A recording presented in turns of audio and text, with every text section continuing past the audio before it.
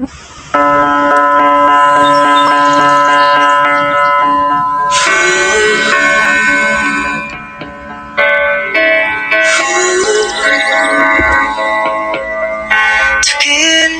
맘을 따라 너에게 가는 나의 발걸음은 लोग कहते हैं हमारी जैसी शादी 100 साल में किसी की नहीं हुई, क्योंकि कोरिया के सबसे बड़े बिजनेसमैन की बेटी ने अपने ही ऑफिस के एम्प्लॉय से शादी की।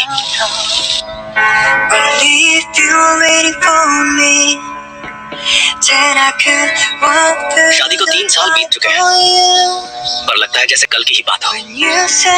लोग अक्सर पूछते हैं कि इतने रईस परिवार का एक हिस्सा बनकर और ऐसी खूबसूरत राजकुमारी का पति बनकर तुम्हें कैसा लगता है? सच कहूं, पता नहीं आप यकीन करेंगे या नहीं, लेकिन मैं खुद को बहुत किस्मत वाला समझता हूँ, क्योंकि मेरा सच्चा प्यार मुझे मेरी किस्मत की वजह से ही मिला है। मुझे पता है कि लोग हमारी शादी के बारे में काफी बकवास करते हैं कि योनो ने मुझसे सिर्फ मेरी जायदाद देखकर मुझसे शादी की।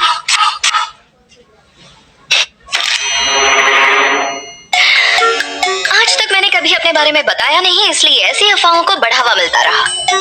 तो चलो आज अफवाहों पर ताला लगाते हैं, क्योंकि सच्चाई आज मैं खुद ही बताने जा रही हूँ।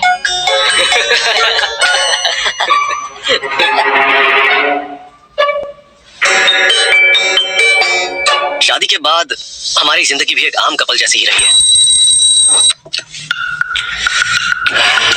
सुबह का अलार्म बजते ही हम साथ में उठते हैं, साथ में नाश्ता करते हैं और फिर ऑफिस भी साथ में ही जाते हैं। Good morning. अब आप पूछेंगे कि हम दोनों सुबह शाम एक साथ वक्त बिताते हैं तो कैसा लगता है? हर दिन खूबसूरत लगता है। जैसे कि काफी लोग जानते हैं, मैं 5 साल अब्रॉड में पढ़कर वापस लौटी। तब मेरे पापा जिस कंपनी के सीईओ थे, उस क्वींस डिपार्टमेंट स्टोर में मैं एक इंटर्न के तौर पर ज्वाइन हुई। तब किसी को पता नहीं था मैं कौन हूँ।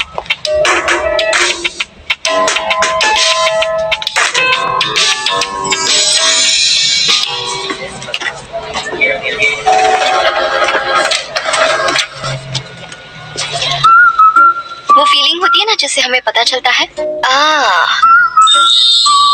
कि ये लड़का तो मुझे पसंद करता है। कहीं ना कहीं वो मुझे इशारा दे रहा था। नहीं, मेरे दिल में ऐसा कुछ नहीं था। मैंने देखा वो जेरॉक्स मशीन को लात मारी जा रही थी। मैंने सोचा ये लड़की रुको मशीन तोड़ ना दे। मैं देखता हूँ। पर कुछ दफा और मदद करने के बाद मैं उसके बारे में फिक्र करने लगा। देखो, अगर तुम्हें किसी को फैक्स भेजना है, एक्चुअली उस वक्त हर कोई यही सोच रहा था कि ये नई इंटर्न कोई भी काम ढंग से नहीं कर पाती है, तो मुझे लग रहा था कि इसे जल्द ही निकाल दिया जाएगा।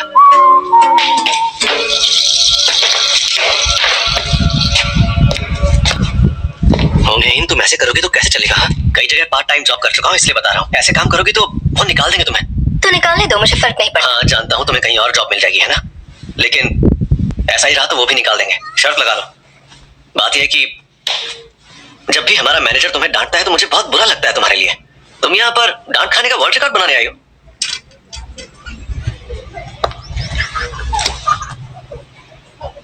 तुम्हें क्यों बुरा लगता है?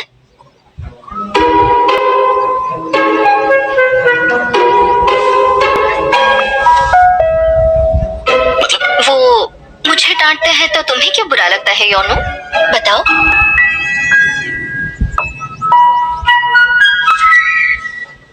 अभी रहने दो, बाद में अच्छे से सोचकर इसका जवाब देना।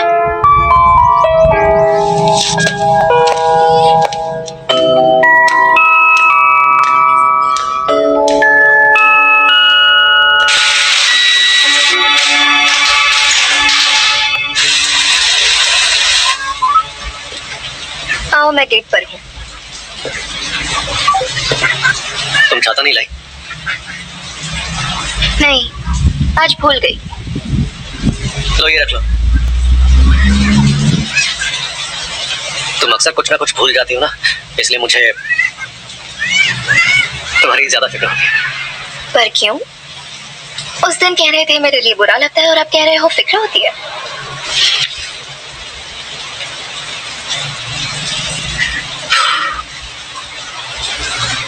होंगे, मेरी बात को ध्यान से सुनना। आज तक मैंने नहीं बताया ताकि तुम्हें कोई गलतफहमी ना हो। दरअसल मैं सोल यूनिवर्सिटी में पढ़ा हूँ, लॉ में टॉप किया था। मैं एक गांव से हूँ, पर मैं वहाँ के सबसे अमीर खानदान का लाडला बेटा हूँ। और तो और हमारे पास कुल मिलाकर 30 गाय भी है पता है? और अभी 4-5 गायों ने तो बछड़े भी दिए हैं। तो अब हमारे तबेले में करीब 35 जानवर हो गए हैं। और यहाँ मैंने फ्लैट रेंट पर नहीं लिया है, लंबी लीज पर लिया है, वो भी एडवांस देकर। मतलब कि मैं पैसे वाले खानदान से हूँ। ये सब मुझे क्यों बता रहे हो? इसलिए कि अगर तुम्हें यहाँ से निकाल दे और कोई दूसरी जॉब ना मिले तो मैं आराम से तुम्हारा ख्याल रख सकता हूँ, ये याद रखो। वैसे तो मुझे जॉब करने वाली वाइफ चाहिए थी, पर अगर तुम ना भी करो तो भी कोई दिक्कत नहीं है, मैं अकेला कमा लूंगा। हाँ, मगर तुम्हें टेंशन लेने की जरूरत नहीं है। बस इतना जान लो कि मैं तुम्हें पसंद करता हूँ। तो क्या तुम भी पसंद करती हो मुझे? Whenever you come, 할 수 없는 일. देखो, अभी के अभी जवाब देने की जरूरत नहीं है। लो, भीख मत जाना। लेकिन नहीं, मुझे जरूरत नहीं है, ये तुम रख लो। अरे क्यों ना तुम? अरे मुझे तो आदत है। पर सुनो तो, 걸어가고 있어. You're the light to my darkness. I just realized it. मुझे लेने मेरा ड्राइवर आ रहा है। 쏟아져 내려 when you tell me you're free. I don't need a reason. 어느새 너를 바라보는 나의 그림자. I'm staying for a lifetime. I'm staying कितनी अजीब बात है ना? with you. मजेदार कहानी है। योनू मेरे बारे में कुछ नहीं जानता था, तब भी मुझसे प्यार करता था और इस तरह हमारी डेटिंग शुरू हुई। लेकिन जिस दिन उसे पता चला कि मैं किसकी बेटी हूँ, उस दिन उसने जॉब छोड़ दिया और मुझसे मिलना बंद कर दिया। फिर मैंने बैठी योनू, बाहर आओ।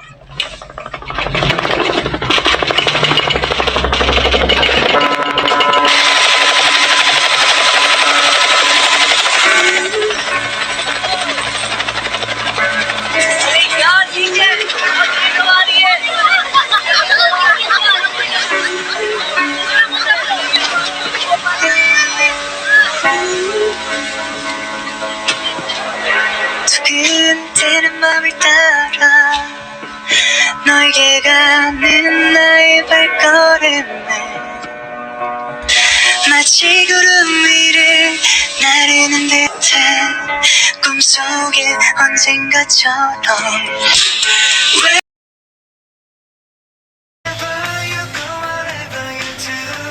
अब खड़े रहकर देखते रहोगे क्या?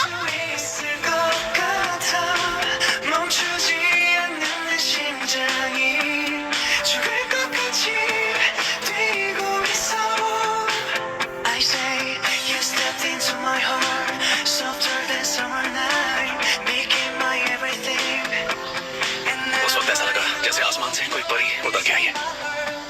you take my hand वो पल बहुत ही अच्छा तो था। अब आपको वैसा फील नहीं होता? ऐसा नहीं है, अब भी हमें उतना ही प्यार है। ऑलरेडी मैं आपसे बहुत बार कह चुका हूँ कि हम दोनों साथ में बहुत खुश हैं। ये एकदम सच है कि हमारी जिंदगी एकदम सही चल रही है और पहले की तरह आज भी हमारे बीच उतना ही प्यार है। मैं क्यों वो डिवोर्स चाहता है? सच में? किसी को बताना। हम अपना दोस्त है, वो किसी को क्यों बताएंगे? अंदर की बात यह है कि वो चाहता है कि हम में से कोई एक उसका केस हैंडल करे। हाँ हाँ, क्यों नहीं करेंगे। वैसे तुम कोरिया के टॉप डिवोर्स लॉयर हो, इसलिए तुम्हें ही केस लड़ना चाहिए। जानता हूँ और मैं भी उसकी मदद करना चाहता हूँ, पर क्या है कि मेरे पास पेंडिंग केसेस बहुत है, तो ये केस सबसे काबिल लॉयर लड़ेगा। हमारा होनहार जे चोल-सॉन्ग। अपनी पूरी ताकत लगा देना। मैं हमेशा तुम्हारे पीछे ही रहूंगा। तुम्हें आगे पीछे क्यों रहना है? हाँ? कहीं तुम्हें ये तो नहीं लग रहा कि तुम क्वींस की नजरों में बुरे बन जाओगे तो तुम्हें कोई केस नहीं मिलेगा? लोमड़ी कहेंगे। हाँ सही कहा, इसीलिए उनका केस मैं नहीं लड़ रहा हूँ। अरे उनका केस केस लड़ने वाला कोई पागल ही होगा ना। इनकी बुआ का 3 बार डिवोर्स हुआ और तुम लोग तो जानते ही हो ना उन तीनों का केस लड़ने वाले वकीलों का बाद में क्या हश्र हुआ था। उनका करियर दुनिया से ही खत्म हो गया था। हाँ यार, योनो ऐसा कैसे कर सकता है? ये केस लेना खतरे से कम नहीं है। कमीना। वैसे हमारा योनो भी लॉ का एकदम मास्टर आदमी है, उसके ग्रेड्स भी हम सबसे ज्यादा थे। मैं तो कहता हूँ उसे अपना केस खुद ही लड़ना चाहिए। अच्छा आइडिया, यही बेहतर रहेगा। हाँ लेकिन उसके डिवोर्स लेने की वजह क्या होगी? हाँ ना यार, पूरे कोरिया के मर्द उससे जलते हैं क्योंकि उसके जैसी किस्मत मांगने से भी नहीं मिलती। उसकी वाइफ क्वींस ग्रुप के मालिक की लड़की है, फिर डिवोर्स क्यों? सन की है वो। सन की है।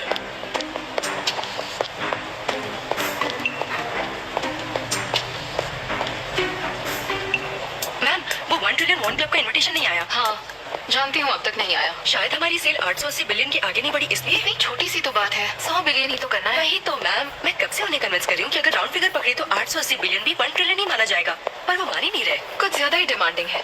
एक और बात है मैम, रॉयल डिपार्टमेंट स्टोर वाले ये अफवाह उड़ा रहे हैं कि उनकी सीईओ इसी साल 1 ट्रिलियन वॉन क्लब में शामिल हो जाएंगी, और ये भी कि हरकीना स्टोर को जल्दी ही फर्स्ट फ्लोर वाले फाउंटेन के पास जगह देने वाली है। पागल हो गए हैं। मुझे भी यही लगता है, क्योंकि कोरिया के ज्यादातर डिपार्टमेंटल स्टोर्स चाहते हैं कि उनके स्टोर्स में हरकीना हो, लेकिन हरकीना सिर्फ 1 ट्रिलियन वॉन क्लब के मेंबर्स को ही एंडोर्स करेंगे। चलो फिर उन निकम्मों को हमारे स्टोर से निकाल कर फेंकते हैं, जिनकी वजह से हमारा प्रॉफिट नहीं बढ़ रहा। ये स्टोर की रेगुलर इवैल्यूएशन रिपोर्ट है और नीचे उन ब्रांड्स की लिस्ट है जिनकी एनुअल सेल 20% या उससे कम है। इनमें से कितने बंद करवा सकते हैं? लिस्ट में आपको रेड अंडरलाइन वाले ब्रांड दिख रहे होंगे, वो कम से कम 2 साल से 20% या कम सेल कर रहे हैं, मतलब हम उन्हें बंद कर सकते हैं। लेकिन क्या? डर डर के क्यों बता रहे हो? अगर प्रॉफिट नहीं हो रहा तो उन्हें रखने का क्या फायदा? वो हमने अपने लॉ डिपार्टमेंट में इस बारे में बात की और उन्होंने मना किया। किसने मना किया? डायरेक्टर योनो ने।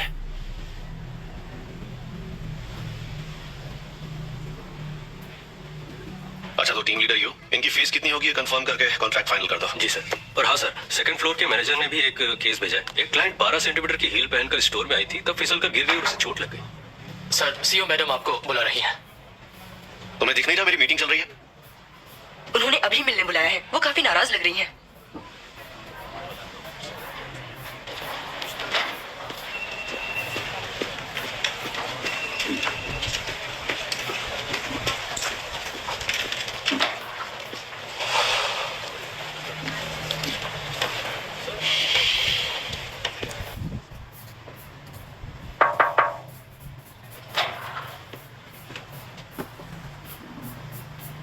डायरेक्टर योनो, जिन ब्रांड से फायदा नहीं होगा उन्हें निकाल देंगे तो कोई दिक्कत होगी? देखो इनमें से ज्यादातर वो है जिन्होंने यहाँ 500 मिलियन वॉन तक का इन्वेस्ट किया हुआ है, तो उन्हें यूं ही जाने के लिए कहना सही नहीं होगा। एविक्शन सूट फाइल करो। उसमें हमारा जीतना बहुत मुश्किल है। बड़े रिटेलर्स छोटे स्टोर वालों की मजबूरी का गलत फायदा ना उठाएं, इसके लिए कानून में काफी बदलाव हुए हैं। तो तुम्हें लगता है मैं उनकी मजबूरी का फायदा उठा रही हूँ, ऐसा ही है ना? मेरे कहने का ये मतलब, हमने यहाँ कोई एनजीओ खोल रखा है या कोई समाज सेवा कर रहे हैं, उन्हें आलीशान और महंगी जगह इस्तेमाल करने दे रहे हैं, लेकिन वो प्रॉफिट नहीं बना पा रहे हैं, तो हम क्या करें? सेल्स डिपार्टमेंट कम प्रॉफिट वाले ब्रांड्स को मार्केटिंग में इन्वॉल्व ना करके उन्हें नए कस्टमर्स मिलने और डिस्काउंट ऑफर्स रखने से रोक रहे हैं ताकि उनकी सेल्स ना बढ़े। और इससे जिन ब्रांड्स को नुकसान हुआ है वो मीडिया में जाकर हम पे भेदभाव करने का इल्जाम लगा सकते हैं। उन्होंने केस किया तो और नुकसान होगा। मेरी राय मानो, अगर हम सेल्स बढ़ाने में इन ब्रांड्स को सपोर्ट करते हैं तो हमारा काफी फायदा होगा। मिस्टर बेक योनो, मैंने आपसे बिजनेस की राय मांगी थी क्या? मैं चाहती हूँ कि आप उन्हें निकाल दो, और अगर वो नहीं चाहते तो उन पर केस करो और उनसे जीतो, क्योंकि आपको यही करने के लिए रखा है।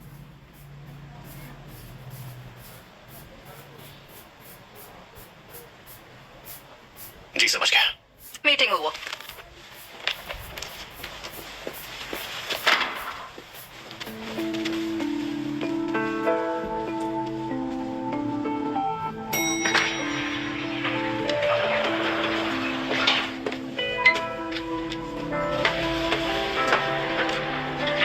तुम सबको ये जताने की कोशिश कर रहे हो कि हमारे बीच कुछ ठीक नहीं है। ये बात हमारे रिश्ते से बिल्कुल अलग है।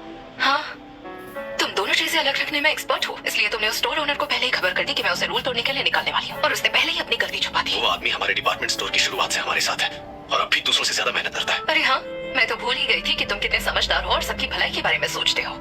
अपने आप को सुपर हीरो समझते हो। दुनिया की चिंता छोड़ो और अपने करीबी लोगों की कद्र करना सीखो। अपने करीबी लोगों की?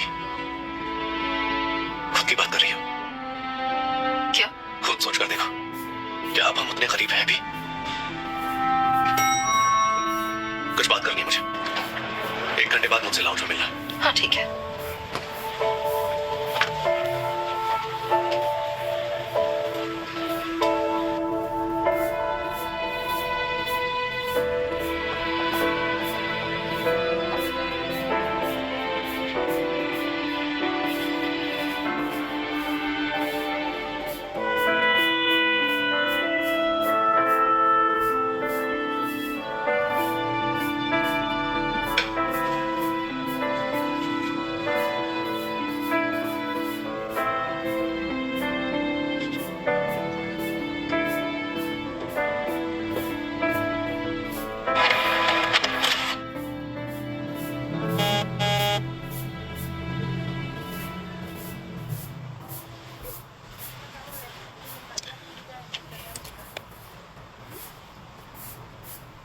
लॉन्ड्री रूम में आओ।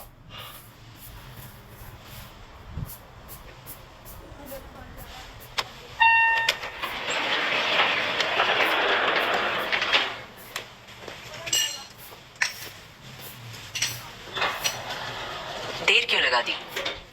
मैंने अभी मैसेज किया था। उसकी क्या जरूरत थी? ये जानता नहीं इस वक्त हम यहीं मिलते हैं।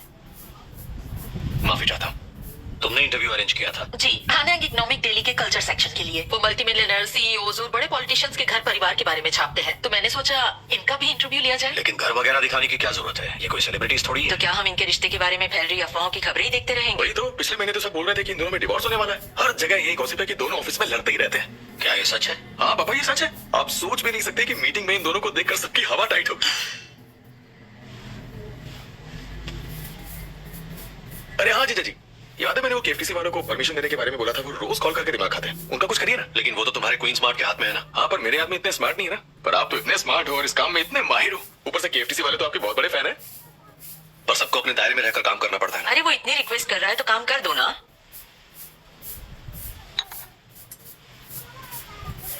और हमें तुम दोनों से बच्चा चाहिए। बस अब और बकवास नहीं सुननी तुम्हारे रिश्ते के बारे में। डॉक्टर जू से बात कर ली तुमने? जी, अपॉइंटमेंट फिक्स कर दी है। कुछ टेस्ट करने के बाद वो आगे का प्रोसीजर शुरू कर देंगे। तो अभी से मेंटली तैयार हो जाओ योनू, क्योंकि अब 1-1.5 साल बाद बच्चा पैदा होते ही तुम्हें एमबीए करने बॉस्टन जाना होगा। देखिए, मैं अभी आपसे वही कहूंगा कि मुझे अब एक और डिग्री लेने की कोई इच्छा नहीं है। तुम्हारी इच्छा पूछी है किसी ने? मैंने जो कहा सब वैसा ही होगा। बस भी करो, बच्चे के लिए तुम उस पर जबरदस्ती नहीं कर सकती। तुम चाय पी लो बेटा। वैसे हमें सुबीन से मिलना ही है तो अगला मई महीना सही रहेगा। किससे मिलना? डैडी जी, ये सुबीन है कौन? और कौन? मेरी गोद में खेलने वाली मेरी नातिन होगी। सु मतलब होना, बिन मतलब शानदार। है ना बढ़िया नाम? हुम सुबिन। मेरे सरनेम की जगह उसकी माँ का सरनेम लगेगा। क्या हुआ? माँ का सरनेम लगाने से तुम्हें दिक्कत है क्या? आजकल फैमिली हेड मर्द हो ऐसा जरूरी नहीं है। जमाना बदल चुका है। पापा का सरनेम बच्चों को लगाने का रिवाज बहुत पुराना हो गया है। लेकिन पापा, जब मैंने आपसे पूछा था कि हमारे बेटे घोनू को माँ का सरनेम देना है तो आपने मुझे तो पागल कहकर चुप करा दिया था। दोनों बातें अलग है बेटा। ऐसे कैसे अलग है? नहीं है ना?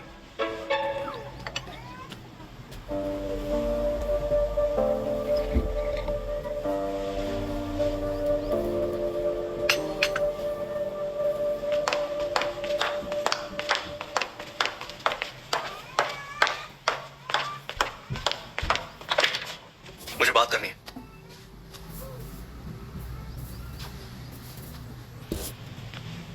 ऐसे हालात में भी बच्चा चाहिए तुम्हें, और तुम चाहती हो मैं अकेला अब्रॉड चला जाऊं? तो तुम्हारे लिए अच्छा होगा ना?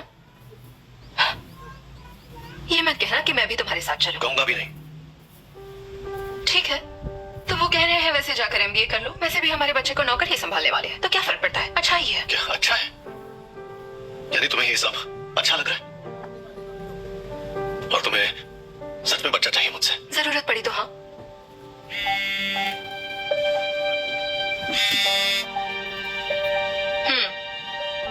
उनसे कहना आर्टिकल सबमिट करने से पहले मेरा कंफर्मेशन ले। और हाँ, ये देख लेना कि डायरेक्टर बेकियोनो के बारे में सब सही लिखा हो। उन्होंने सोल यूनिवर्सिटी से लॉ किया है। कोई गलती नहीं होनी चाहिए। क्या? अब और इंटरव्यू मत करवाओ, मुझे ये सब नहीं करना है। तुम्हें जो भी करना है खुद कर लो ना। कपल इंटरव्यू है, मैं अकेले कैसे कर लूं? तो मेरे बारे में तुम भी तो बता सकती हो ना कि हम दोनों में कितना प्यार है और मैं तुम्हें कितना खुश रखता हूँ। झूठी तो बोलना है, पर तुम्हारे लिए कौन सी बड़ी बात है? जाके बोल दो ना कुछ भी। वैसे भी आज तक कौन सा सच बोला है हमने?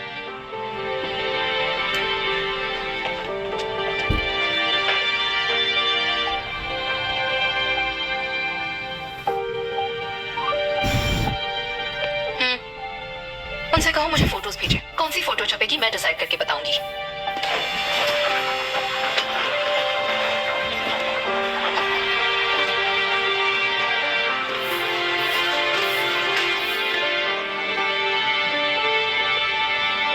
मेरे बारे में ये बकवास क्यों छापी? बल्कि ये छापो ना किस तरह मैंने सीक्रेटली 200 मिलियन वॉन दान किए थे।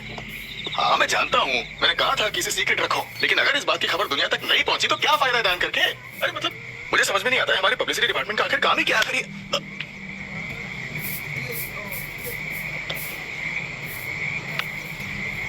मारा क्यों? क्या क्या हुआ तुम्हें? क्या कर रही हो? देखो वही रहकर मुझसे बात करो, समझी? अरे मुंह से बोलो ना, हाथ क्यों उठा रही हो? सो चल। मुझसे भाग मत। मुझे अवॉइड किया तो मार मार कर तेरा बुरा हाल कर दूंगी। अरे नहीं, अरे मार क्यों रही हो? तुम पागल हो गई हो क्या? योनू तेरा दोस्त है या फिर छोटा भाई? हाँ, बड़ा होशियार बनता है, बात करने की तमीज नहीं है।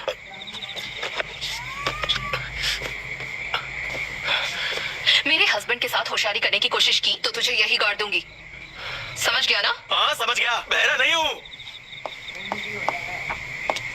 अरे यार बहने की क्या चुड़ैल कहेंगी? एक तरफ तो अपने पति को भाव भी नहीं देती और यहाँ आकर उसके लिए मुझे मारने की धमकी देती है। अरे साइकोपैथ है क्या? नहीं मैं खुद को बोल रहा हूँ।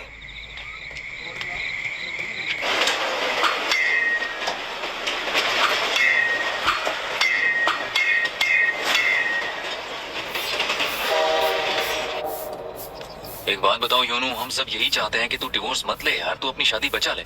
हम सब तुझे मिलकर समझाने वाले थे, तू हो रहा है क्या? मैं तू ऑलरेडी टल्ली हो गया।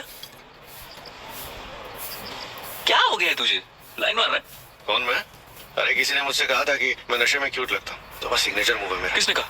तेरी भाभी ने यार, और कौन कहेगा? कहा कि बहुत क्यूट लगता हूँ। अबे कभी तो सच बोल। मैं पैदा ही क्यों हुआ यार? क्या गलती थी मेरी? मैं आखिर क्यों इतना क्यूट पैदा हुआ कि तेरी भाभी फिदा हो गई मुझ पे और मेरी जिंदगी बर्बाद हो गई? अगर मैं क्यूट नहीं होता तो ना शादी होती ना फंसता। चढ़ने के बाद तुझे पता नहीं होता तू क्या बोल रहा है। चला जा, चल चल तुझे घर छोड़ देता हूँ, मुझे भी डायपर लेकर घर पहुंचना है। चल, बीवी के फोन आ चुके हैं। नहीं जाना यार, उस घर में नहीं जाना। अरे क्यों नहीं जाना? अरे पी रखी है ना, और नशे में ही तो क्यूट लगता हूँ उसे मैं यार। अपने खानदान में सबसे छोटा हूँ ना, इसीलिए पैदाइशी क्यूट हूँ मैं। खानदानी निशानी है हमारी, पैदा होते 10 विदा हो गई। मेरी क्या गलती है?